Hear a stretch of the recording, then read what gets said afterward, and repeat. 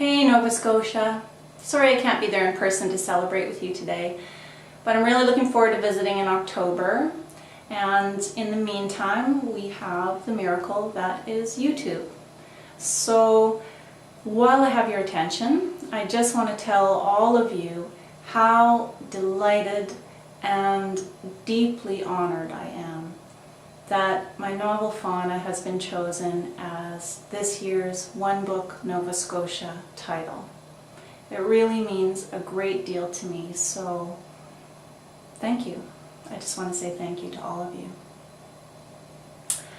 I'll just tell you a little bit about the novel. Fauna really did grow up out of Toronto's Don Valley. So for those of you who don't know, the Don Valley is a wide ravine that cuts down through the middle of the city. It features a highway and some train tracks and a couple of other roads, but it also, more importantly, features a forest and a river. And it really was the juxtaposition of those two worlds, the wilderness and the urban, that gave rise to pretty much all of the characters who inhabit the pages of Fauna. So I think I'll just read you a little bit from the book so you can meet a couple of those characters. We're not actually going to be in the valley for this bit, we're going to be down in the business district. And just a little bit of background, for those of you who don't know, the business district in Toronto is built right on a major bird migration route. And about 1 million birds hit those skyscrapers every year. Now, they don't all die, and something that is really lovely in the midst of that sad situation is that there are these people who go down there during the migration season. They go down at dawn when most of the birds are injured, and they find them and they take them out of that maze of glass and mirrors to give them another chance to get where they're going. So you're going to be meeting Lily.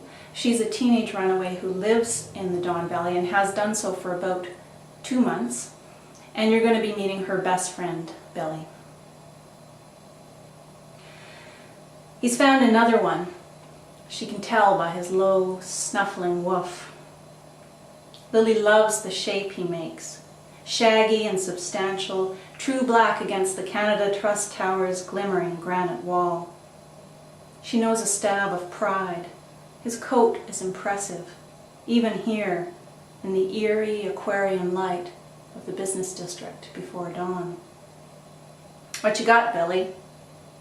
Crouching down, she cups the ruched, wet velvet edging of his lips. His breath is jungly. As she feels up over the points of his teeth, he relaxes his jaw, delivering the small, feathered body into her grasp. She drops a kiss on his wet, black nose. Good boy. She rises, closing the bird in her palms. It's alive, the certainty palpable. Any more? He sets to work again, nosing along a planter's edge, disturbing ghostly petunias with his snout. Lily follows him to the corner, where Bay Street stretches north into spotlit gloom.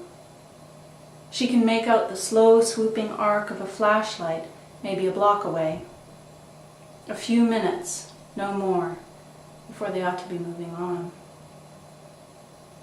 Warming the bird a little longer in her hands, she turns to look west along Front Street, wide and quiet, save for the taxi line out front of Union Station, shrunk to a mere 3 cars. Median gardens stand like skinny tropical islands. Palm leaf shadows, flowers lying low. Maybe they'll try there next. Cross 3 deserted lanes to pick a path along the concrete rim. Birds that live through the impact often make their way to the nearest patch of green. Across Bay, the Royal Bank Tower shows a sensible black hem of 3 or 4 stories, before rising in golden, knife-edged pleats. Its heights betray the first red hints of sunrise. Gulls are beginning to circle up from the lake. A fat one lands close by, stretching, then stowing its wings. It rotates its snowy head Lily's way, eyeing her carefully clasped hands. Pressing the stunned little body to her chest, she frees a hand and unsnaps the right cargo pocket. The hunting vest isn't much to look at, but it's lightweight and warm, and all those pockets mean she generally has what she needs. The Tim Hortons bag is used but clean. She shakes it open and slips the bird inside. So that's just a little taste of FAUNA. So I hope you all enjoy the novel. I know I'll enjoy meeting you and discussing it in October, and I look forward to seeing you then.